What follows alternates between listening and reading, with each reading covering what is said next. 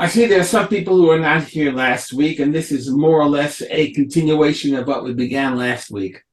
I'm going to start by telling you the topic and then going into reviewing some of what we did last week, and hopefully will flow into the new things that we'll be doing this week. The topic is, as I called it, the missions, the Joseph's brothers' missions, and there were two missions to Egypt. You know, they traveled to Egypt twice, and the story is very, very interesting and very nice, but this is not a comic book, and this is not a nice novel. The purpose of the Torah is to have the significance into what it is included here. Now, the two trips of the brothers, nice, important. Did he have to have both trips? Could he not have said, and the brothers of Joseph came back down to Egypt twice or something like that? Clearly, there is a message to be made in these two missions. And what I started to show you last week, and based upon some of the studies of Rav Yoni Grossman, we see here in each mission very specific things that were accomplished. And all of it comes to bring in the end of the story. And the end of the story, of course, is once again the family reunited again as one. You could not begin Sefer Shemot, the beginning of Shemot of Am B'nai Yisrael, the first time that Israelites are called a nation. You couldn't use that and say that until they became once again united and no longer constantly divided, and indeed physically divided with Yosef in Egypt and with the brothers and their families in Canaan. And so these missions, as we started to show, actually was the journey of the brothers to reunite with Yosef, to reunite with the brothers, and it also clarified a number of things that we would ordinarily have said, why and where do we get this from? And it's a fascinating opening illumination of the events and of how things came about. I think I pointed out last week that there were three parts of or goals of the missions. One is that the missions and the events of what occurred during these missions and a little before and after have to do with the confrontations on three levels. There's the family level, the family that had to really face the deeds, what they had done, and having to repent for that sin, and by doing so, of course, hopefully then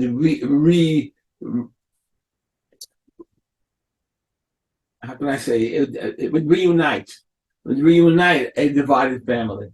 That's on a family level, very personal.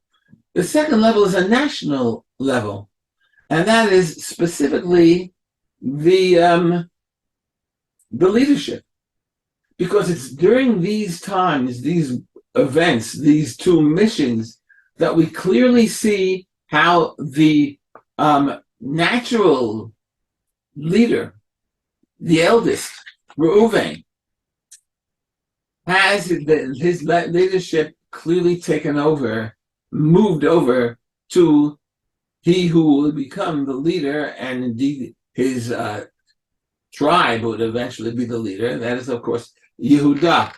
And it helps us, the events that we read here are going to help us understand why and how Reuven lost the leadership and it was taken over by Yehuda, while Yehuda was preferred over Reuven. that was what we had done last week. I was actually, and we're going to start here, in the middle of that section, and that is this choice of Yehuda over Reuven, and what specific actions seem to have made that change quite necessary. The last part, which we will, please God, get to today, is going to be the theological, the religious level of this whole story, and specifically the whole story. Who did this? How do we balance the actions of the individuals and what they did with the will of God? It's an old story, and a very real one. How can we blame man for doing things that we find to be improper, when actually it was part of God's plan? So if it was God's plan, but they want from him, they had to do it, right? How do we deal with that in this story? I often begin the whole story of Yosef by quoting the Rashi there in the beginning of Vayeshev. And there it says in the beginning of the second Aliyah, Vayishlachenu me'emek Chevron, that Yaakov sends Yosef to see the brothers me'emek Chevron, from the valley around Chevron. And Rashi said, but no, Chevron is in the mountain. Why does it say valley?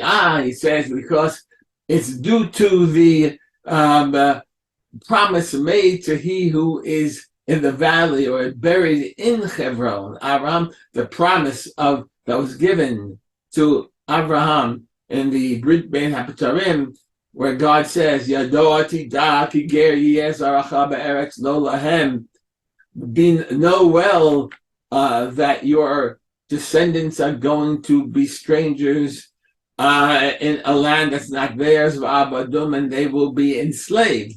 In effect saying, as Rashi does, this now story of Yosef and the brothers that starts in Vayeshev is the beginning of the fruition of God's promise that the OUisrael are going to have to end up going into Mitzrayim.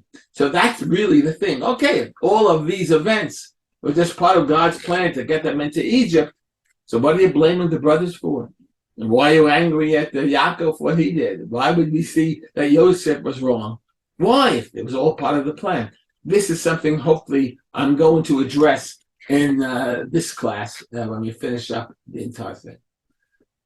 But as I said before, I really left you in the middle of the story of the clear changing of the guard, or the changing of the leadership.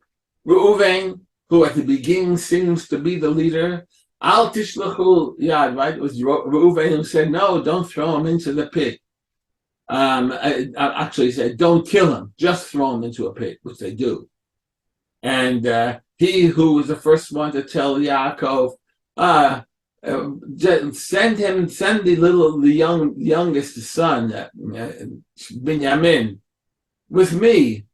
I will guarantee his safety. He says, of course, the famous, or should I say infamous things that he says to Yaakov is that Shnei Banai Tamit, you can kill my two sons if I don't bring them back. And that clearly changes. It starts with Reuven, but it doesn't end with Reuven, as we pointed out last time. Yehuda, in the end, seems to be the one that steps up and takes on the leadership mantle. So, one of the things I was showing you, in the differences between Reuven and Yehuda, the differences which seems to clarify why Reuven didn't really have the leadership qualities that were necessary, is how Reuven, whenever he speaks very much about, look what you guys did. Look at you, that he takes himself out of it. He doesn't get involved himself, almost as if he's above them. And that's why, for example, he says to them, not when they first plan to let's kill Yosef. He doesn't say, we should not kill Yosef, we should send him into the pit. He says, don't you kill Yosef, you should send him into the pit. It's all what you should do, but he's not involved in this. He is perhaps above this. I'm the leader, you should do these things, and you shouldn't do these things. That goes on even more after they get troubles in the first mission when Shimon is sent into the prison, I suppose. And that prison, which undoubtedly was where Yosef was also thrown into when he was arrested by his master Potiphar. So when they start going home without their brother, and here they are, returning to their father without their brother, should I say once again, like they returned to tell their father that Yosef enenu, that Yosef is gone. They go back again and said, oh, we lost the kid. Now they're going to go back again and say, we had 12 and 11. Now there's 11. No, there's only 10. There's one left back. They begin to say, oy vey, what did happen? So Reuven responds. And the words that he uses, and this I ended last week with these words almost. He said, I think you have it if you have the source sheet over there. In source number 4 after the chart over here, okay, and not the first thing in the source, but over here, this in the second page, Vayan Reuven otam lemor. You see, they said, Aval Hashemim anachnu. They said in that first part of 4, that we are guilty for having gone to our brothers. We saw his distress when he pleaded to us, but we didn't listen. That's why all this problems have come upon us. And Reuven responds to that by saying, listen to this. Reuven said, didn't I tell you not to sin against the child? But you wouldn't listen. That's why his blood is being demanded, and you're getting punished now. He doesn't say, yes, he says, see, not my fault. You guys did it. Notice how Reuven takes himself out of the group. He blames them. Oh, I'm innocent. And it's your fault. That's not what a leader should be doing. Nor, for example, does he say, you're right, we have problems. This is what we should do. He doesn't even give a possible repair as to what they should do at this point. He just says, not me, it's you. And even over here, look what he says. See what the brothers say? Aval ashemim anachnu al achinu. We are indeed guilty regarding our brother. But what does Reuven say? He said, did I tell you not to sin against the child? He doesn't say against our brother, does he? He uses the word yeled. Al tachatu ba'yeled. He doesn't use al tachatu ba'achinu. He keeps himself out.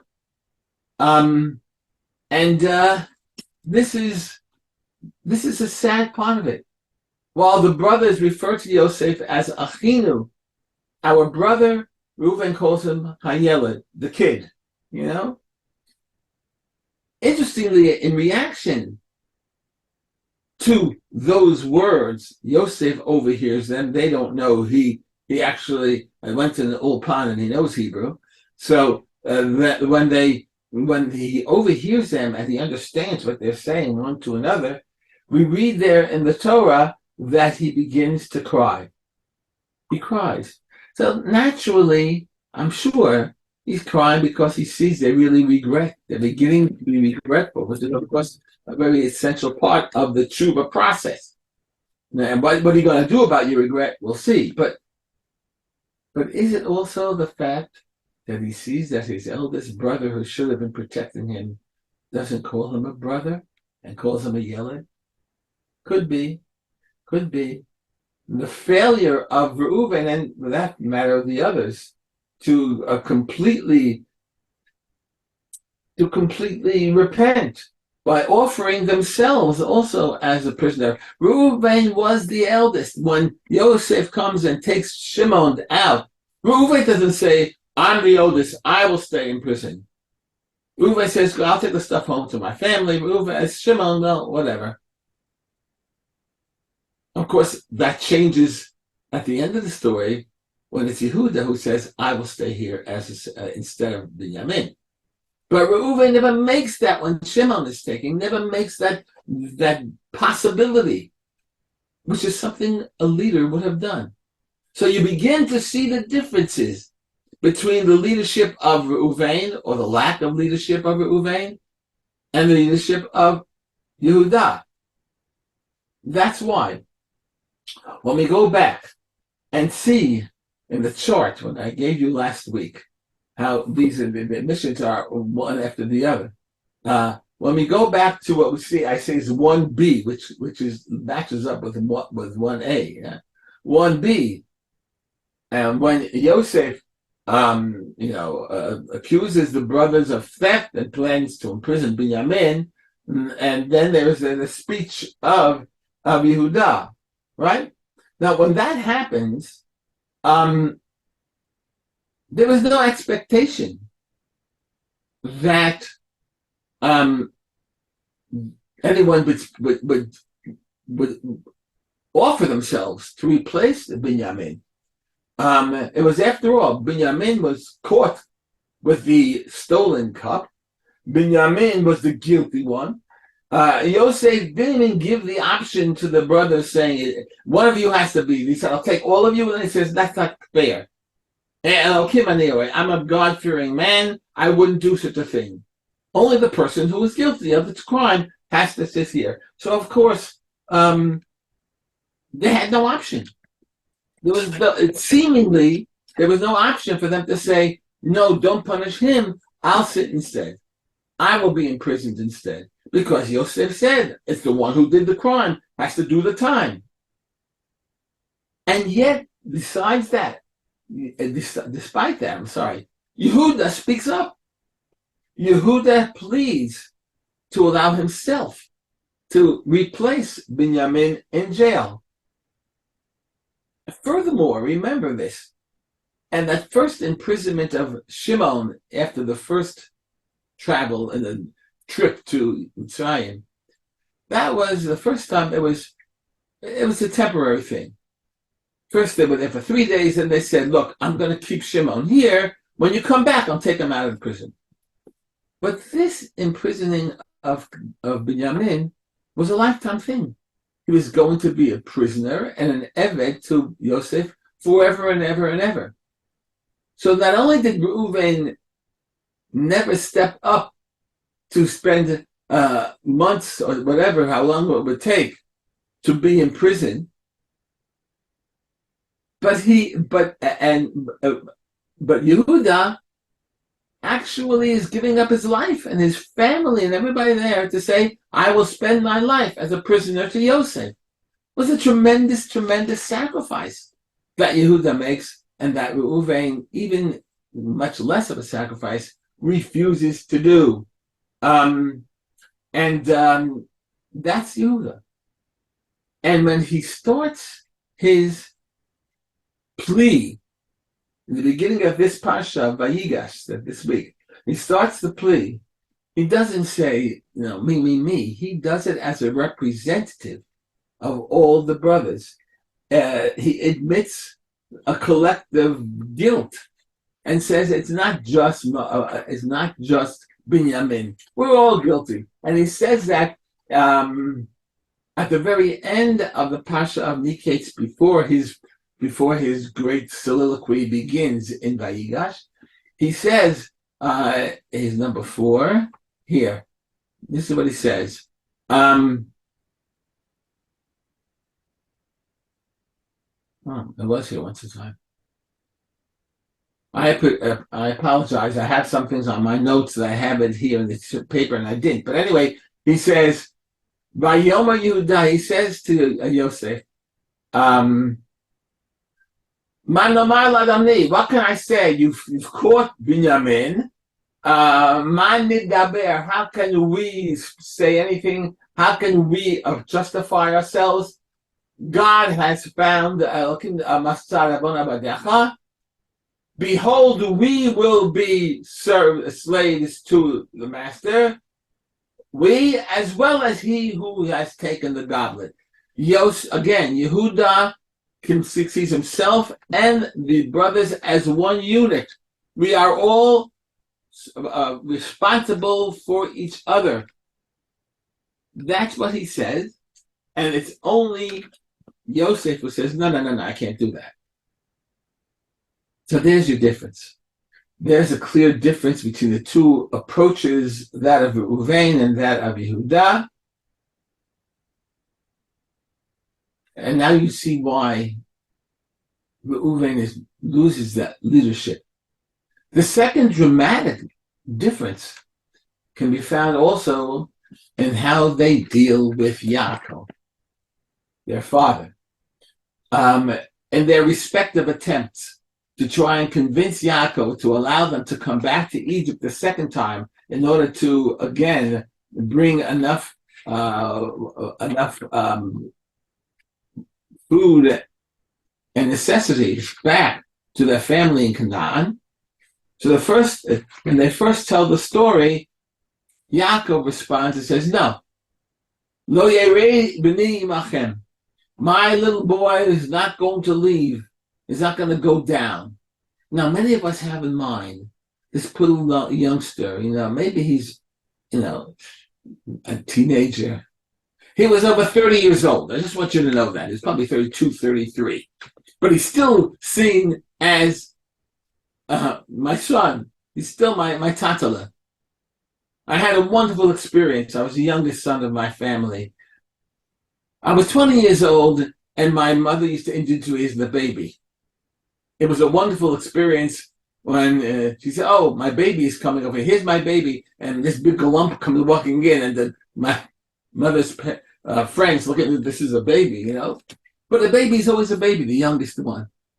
And that's exactly how Binyamin is. But understand, Binyamin is approximately, at most 6 years, 7 years younger than Yosef. Yosef, we know, is 39 at this point. So he's 32, not a baby. But he's still called the Yeled, still called Bini. So here is Yaakov. And when he first hears what happened to them in that first trip to Mitzrayim and how this nasty viceroy had imprisoned Shimon and would not allow them and not would release them unless they come back with Binyamin, he says, tough noogies, he said, no way am I going to take Binyamin away, because already when I sent one my son away, Yosef, he never came back. Now I sent another way, and the other one's going to come back. If this one's missing, it's going to kill me. I can't do that. So he says no right away. That's what it is. That's so Reuven says, Tata. No. He said, and here we go. In source 5. Vayomer Reuven el aviv lemor. He said to his father, what? You can kill my 2 sons if I don't bring him back. You give him to me, I will then bring him back. I will bring him back. That's what he argues with his father, and not surprisingly, Yaakov wasn't too impressed. There are many reasons for that. First of all, the argument was a lousy one, but also because, remember, this is before they ran out of food. And all that Yaakov sees is that I'm going to have to send Binyamin now after Shimon's gone and I already lost Yosef. No, thank you. So that's understandable why he's going to refuse it at the time. But even just the way he was asked, Yeah, you can kill your two grandsons if I don't bring your son back. Oh yeah, that's a great argument. It's a foolish thing. Now, as I'll mention afterwards, we can't be too. He didn't mean it. He was just trying to be. It was a little overly stated, but still, it was a foolish thing to say. Um, the but the language that he uses is another reason why his father probably did not trust him. Every time, kill my sons. If I don't return him, give him to me. I will return him. Me, me, me, me, me. That's what he says. What does Yehuda say? Look at Yehuda. It says, Yehuda, in the next source here, it's under the Chet. Vayomer Yehuda el Yisrael Aviv.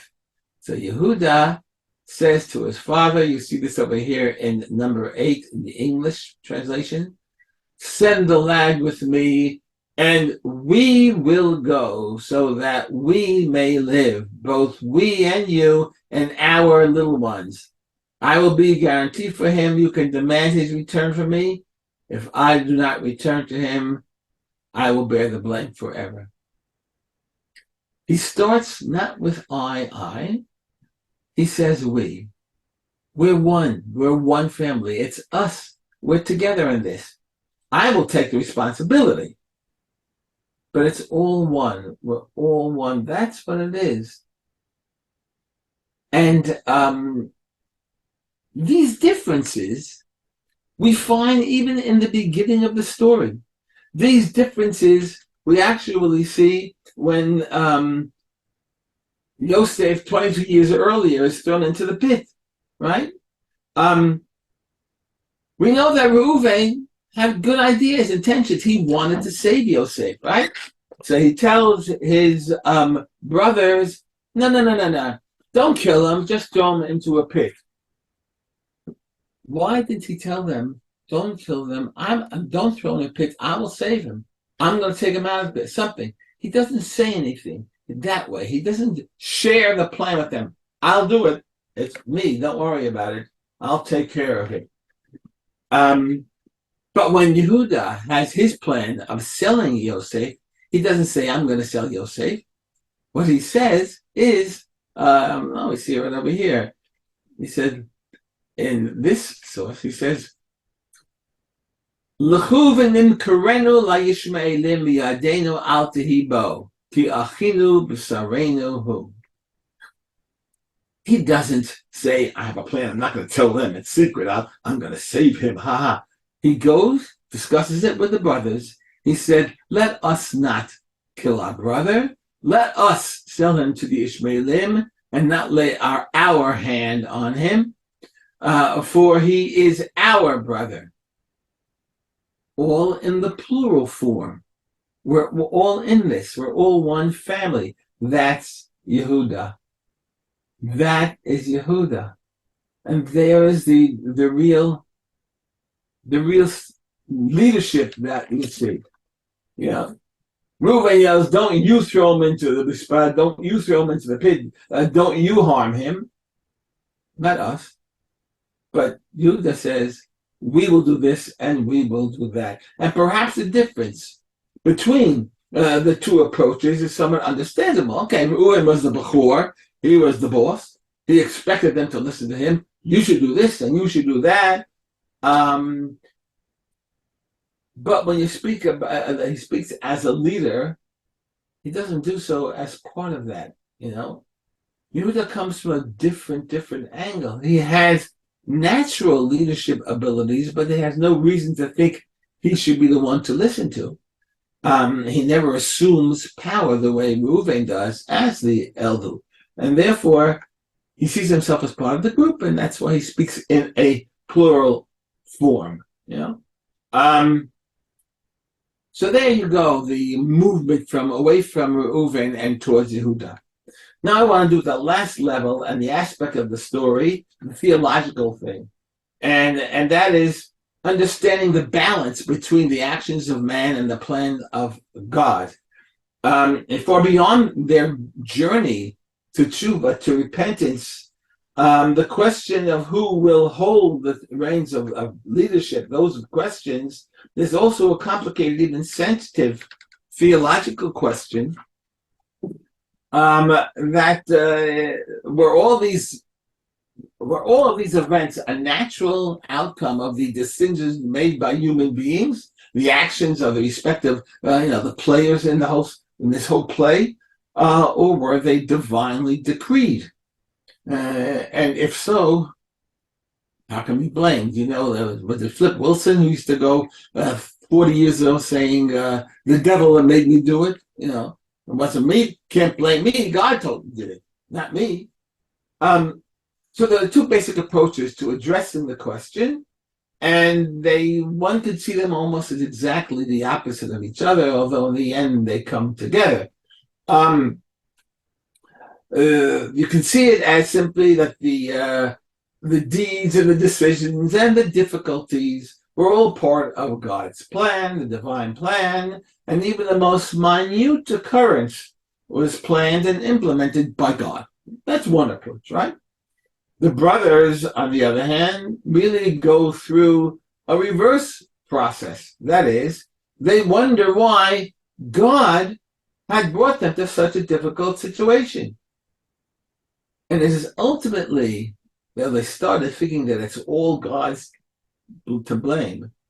They ultimately realize that they have to realize that they can't blame God, for indeed they realized that it was they themselves who brought it upon themselves.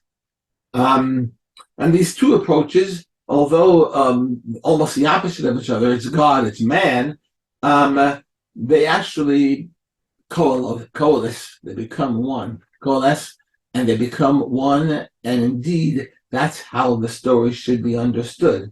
God may decree, but it is a man who must act. Beginning with Yosef. He begins his journey with dreams, right? He thinks he'll be lording over his brothers, because he, after all, is the eldest of the favorite wife. His father has shown him preference. He got him the Ketonic Pasim. And you'll notice that Yosef was never tending the sheep, was he? The brothers were doing the tending. They were doing the work. He was at home with Papa, wasn't he? So it wasn't just the fact that he had a really nice coat, but because of the fact that he wasn't expected to do the work and the labor as the brothers were. So he has this wonderful feeling of he's very special, and therefore has these dreams, and dreams that that the sheep are bound down to him. And although the second dream seems to be a repetition of the first, and even his father understood it, that's a little different. Aviv Shamar Hadavar. Yaakov never responds to the first, he hears about the first dream, but it does respond, or at least keeps in mind that this second dream, but that dream of Shemesh v'hayareach v'hakochavim, right? All of the hosts of heaven is bound down to Yosef. Can you understand this differently? Oh yeah, he says, the 12 sons and everything. But do we know anywhere that the hosts of heaven bow down to someone? Certainly we do, don't we? We daven it every day. We see it when in the pasuk in Vayigash David, it goes actually from Nehemiah. It says that God, you Hashem levadecha. I thought he made the Hashem, and he did the Shamayim and the Eretz, the whole tzva'am, and all of the heavenly hosts. And then va'atam achayeh kulam, you bring them to life. Listen to this: utzva hashamayim lecha nishtachavim. It is the heavenly hosts who bow down to you. So who gets bowed down to? Only God. Who else has ever said that he's bowed down to? Yosef. He sees the shemesh v'hayareach v'achar kochavim mishtachavim li. That's a scary thing. But in the end, even though God dreams that they're all going to bow down to him, and we're a little uncomfortable with that, he thinks that he is going to shape his destiny, says Yosef. I'm going to do it. I see it in the dreams. I'm going to be great. In the end, what does he tell his brothers? This week's Parsha, he says, don't worry. Lo atem shlachtem oti hena. You had nothing to do with this. It is God who has done this. He has gone through it. He learned that it was not he and his birth, nor his mother, nor his talents, nor his dreams, but rather what brought him to this position is God. So he thought it was himself. Now it's God. The brothers thought it was God's fault. And by the end of their travels of this whole story, they realized, can't blame God, it was us. It's interesting how this double approach actually gets flip-flopped from each of them, but actually they're both correct. Both correct. There are some crucial things here also. To understand the entire journey to the realization of what the real truth is. Both of Yosef's realization and the brothers, you have to look at some fascinating, minute things that saturate the text in the Torah. There's one word, two words, one specific word in the story as they send Yosef, and it's the word shalach, shin lamed chet, to send. It begins from the very beginning of the saga when Yaakov tells Yosef, Lecha be'eshlachacha, go and I will send you to them. Vayishlachehu, and he sent him from Emek Haron. And then the brothers say, Yad al tishlachubo, don't send your hand against our brother. Reuven says, don't harm Yosef. And then in the end, Vayishlachu et ketoner hapasim, they sent the cloak of Yosef to their fathers. That's also a little factoid that many people don't realize. They never sent the coat. They never brought the coat to Yaakov. They sent it to somebody else. And that's why the text says that they came to Yaakov. It says, Hakatonet bini in lo. Is this your son's cloak? So if the brothers had come there themselves, they would know what the cloak is. They wouldn't have asked, is it Yosef? Nor would they turn to it as your son. They would say, is this Yosef's? Anyway, that too, so shlach, this idea, the whole episode of the sale of Yosef was almost surrounded with the shalach, with the sending. I would go through the whole story. We don't have the time here, but I'll show you how often that verb is used, especially when the brothers are sent to Egypt and sent to do this and sent that. I'm not going to go through that. I made the point already. But there's another crucial place where the significance of a word is also made apparent. When Yosef reveals himself to his brothers, he says the following. He said, I'm Yosef. Hi there, I'm Yosef, your brother, Asher Mechatem Otihena. And you, Mechatem Otihena. Look at the over here. Where is it? It should be in 6. Here it is. You see, it's the third page, 6. Yosef said, I am your brother, Asher Mechatem Oti. You sold me here. Right? And therefore he says, do not be saddened, nor be upset, ki mechartem, that you sold me here, for the mechya, because God has sent me here. Right? So he starts, when it comes to his brothers, he refers to them that you sold me here. When he speaks about God, He says, God sent me here. And he goes, because you have 2 years of famine and there's 5 more years to come. And God had sent me here, for a reason. And then he goes, and therefore, lo atem shalachtem oti. Now suddenly, he, Yosef, who has been always saying that you sold me, machartem, when it came to the brothers, and machartem, when it came to the brothers, at the end, he says, atem shalachtem oti. He now changes to the realization, you didn't sell me here. You sent me here, because that's what God wanted.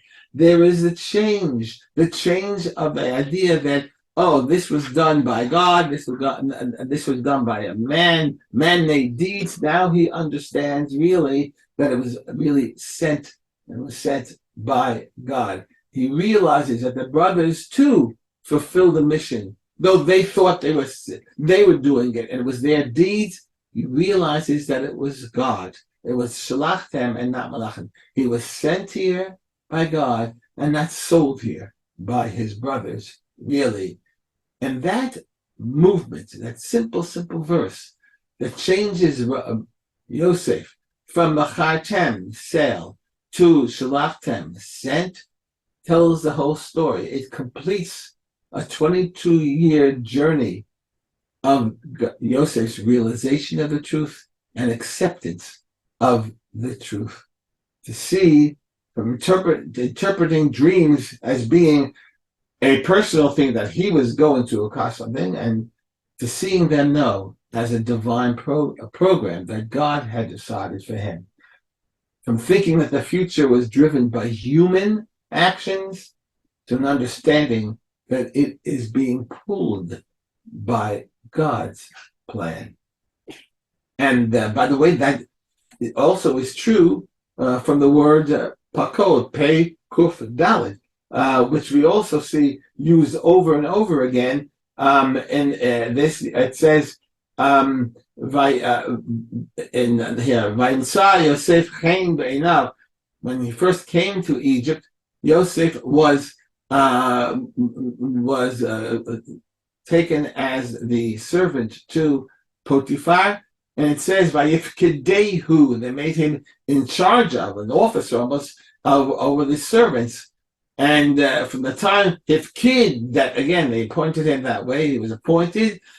Then when he comes into the prison, Yosef Vayifkod Sahat Apachim, that the jailer made Yosef also in charge of this. And then when he tells Paro about what to do about the famine, Yafkei Pikidim, he should appoint officers who would take care and gather all of the excess food over the years of plenty. And again, the same word. Then all of the food then will be taken, the corn, and put in storage. The pikadon here, put aside. So that's a crucial word. And if it's used by so often in the Torah, you always see there must be something here.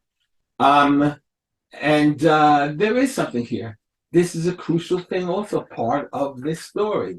The Torah uses these crucial words because in the end of the whole story, the end of Vayechi, the end of Sefer Shemot, there's a promise that Yosef says on his deathbed to his brothers.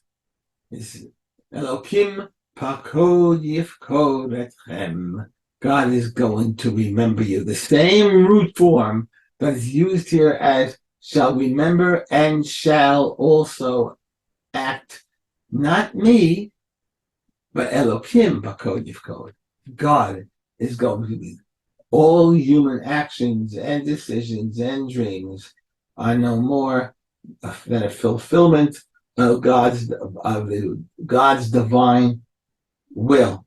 And by the way, the brothers go through the same thing. I'll try to finish up very quickly because I know my time is just about up. that in the beginning, the brothers believe, as I showed you before, that it's God. Why did God do this to me? What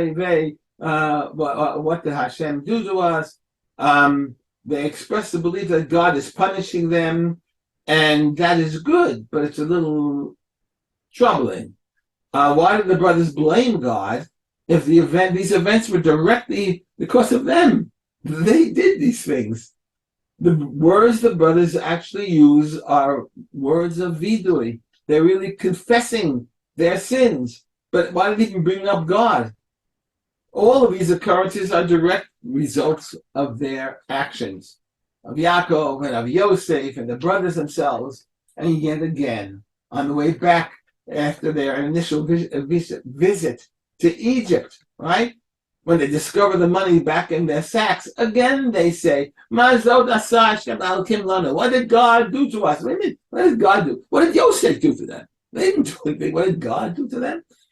And a third time, when they go back to the money, with the money, when the second time they return, so whoever it is who was in charge of Yosef's house, his attendant, said to them, "Don't worry that you had the money. After all, God gave them to you." This too is not true. It was Yosef who did that also. So we may be puzzled, but you understand what's happening here? It's not God being blamed. It is the beginning of the realization that though we did this, God is punishing us, is doing something for us. And in the end, that's why Yehuda says, when they find the goblet in Binyamin's satchel, he says, Elokim matzah et avon avadecha. God has uncovered our sin. So while the brothers themselves do nothing to change the scenario, they realize that God had, and it was Yehuda's speech, and that also was accompanied by his actions of offering to become the slave instead of Binyamin. That makes everything change. Everything comes back to it once. And that is how the reunion happens. The recognition of sin, and Yosef too, the recognition that it was by God, but that they were guilty also, is what brought the family together and what allows us to finally start Sefer Shemot. Okay, I finished my 45 minutes. Thank you so much for joining. I hope you enjoyed, and we'll see if we have anything next week. I don't know.